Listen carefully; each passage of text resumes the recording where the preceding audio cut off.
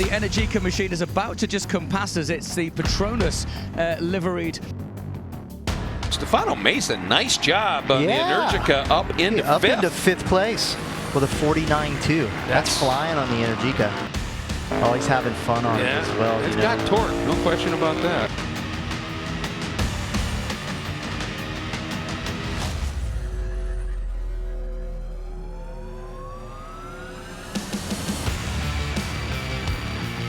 Good, but I tell you what, I've been keeping an eye on Stefano Mesa. I was quite close to turn one. Started at the back of the grid. He passed about 20 people into turn one like a knife through butter. He ended the first lap, guys, in 10th on the Energica electric bike.